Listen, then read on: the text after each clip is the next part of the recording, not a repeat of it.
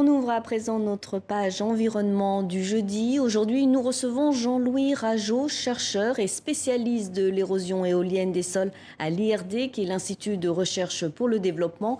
Bonjour, merci d'être avec nous. La désertification est au cœur d'une conférence mondiale de l'ONU qui a débuté lundi à New Delhi. Tout d'abord, pouvez-vous nous expliquer ce que signifie le terme désertification ? Alors, pour faire simple, on va dire la désertification, c'est la dégradation irréversible à l'échelle humaine, tout au moins, des propriétés des sols et donc de leur capacité de production, par exemple. Donc, cette désertification, elle a des causes qui vont être liées au dérèglement climatique, mais aussi à la mise en culture des sols, aux activités agricoles. Donc, quelque part, des causes directes ou indirectement liées aux activités humaines. Alors vous travaillez sur la dégradation des sols, qui est le stade juste avant la désertification. Voilà. Expliquez-nous quelle est la différence.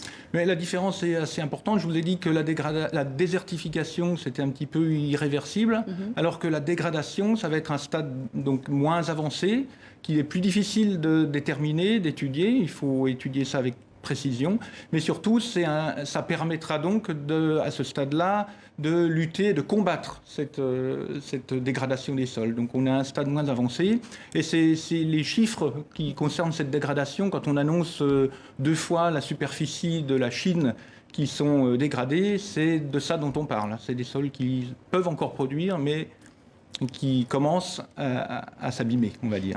Alors, je le disais à l'instant, vous êtes un spécialiste de l'érosion éolienne des sols. Vous avez beaucoup travaillé au Sahel et dans le sud tunisien. De quoi s'agit-il exactement, mais en quelques mots? Alors, en quelques mots, l'érosion éolienne, c'est l'érosion par le vent de la surface des sols. Donc, c'est l'énergie du vent qui va entraîner les particules libres à la surface du sol, et qui peut les entraîner sur des distances très variables en fonction de leur taille. Et quelles sont les raisons de l'érosion éolienne des sols? Alors, c'est un phénomène naturel dans les zones désertiques, mais c'est très intéressant de l'étudier dans les zones semi-arides, justement, qui vont être les zones cultivées, où il y a des habitants, où il y a plein de gens qui dépendent de ces sols. Et là, on va voir les interactions entre les activités humaines, principalement l'agriculture, et puis le vent qui peut justement abîmer ces sols, les éroder, parce que leur surface va être dénudée. Mais alors, est-ce qu'il existe vraiment des solutions pour éviter qu'un sol ne devienne complètement infertile dans ces zones-là, des solutions simples? Alors oui, des solutions. Je pense que ce qui est important, c'est déjà de bien comprendre les mécanismes de l'érosion, aussi bien hydrique qu'éolienne. Et par exemple, au Niger, où j'ai beaucoup travaillé, on s'aperçoit que sur les sols sableux, la totalité des sols cultivables sont déjà cultivés. Dans la situation actuelle, on a une saturation du milieu, pratiquement une saturation du milieu, et ça c'est lié à une croissance démographique très importante dans toute la zone sahélienne, et en particulier au Niger, qui a le triste privilège d'avoir le plus haut taux de croissance du Sahel. Donc les sols cultivables sont totalement cultivés, on n'a plus le temps de les laisser se reposer, de mettre des périodes de jachère. Les paysans sont plus ou moins obligés de récupérer toute la production. Ils vont non seulement récupérer les graines de mil, par exemple, qui est la principale culture vivrière, mais aussi les pailles. Et donc, ça va avoir tendance à dénuder la surface. Et petit à petit, en dénudant cette surface, elle va avoir tendance à s'imperméabiliser, empêcher l'infiltration de l'eau, donc les sols vont moins produire. Il va y avoir du ruissellement qui va justement produire une érosion un peu plus spectaculaire, des grandes ravines, et l'eau va être perdue pour la production agricole.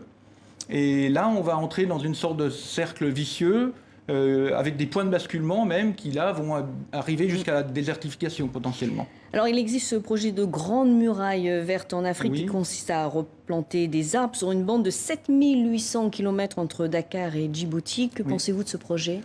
Bon, la désertification, il ne faut pas la voir comme l'avancée du désert qui, chaque année, fait 100 mètres ou 200 mètres, qui recouvre le sable des terres cultivées, etc. Donc ça, c'est un peu une vision que je ne partage pas trop, quoi. Ce qui me paraît important, c'est la dégradation des sols, justement. Vous pensez que ce projet est bien ? Et donc ce projet, s'il consiste simplement à imaginer arrêter le désert, d'une façon schématique, ça paraît un peu illusoire. En revanche, si grâce à cette zone-là, on essaye de fournir des meilleures façons de cultiver les sols, par exemple en apportant des nutriments ou des choses comme ça, voilà, ça peut être une bonne solution. Mais imaginez une bande qui arrête le désert, j'y crois pas. Merci beaucoup pour cet entretien, Jean-Louis Rageot. Je rappelle que vous êtes chercheur à l'IRD, qui est l'Institut de recherche pour le développement.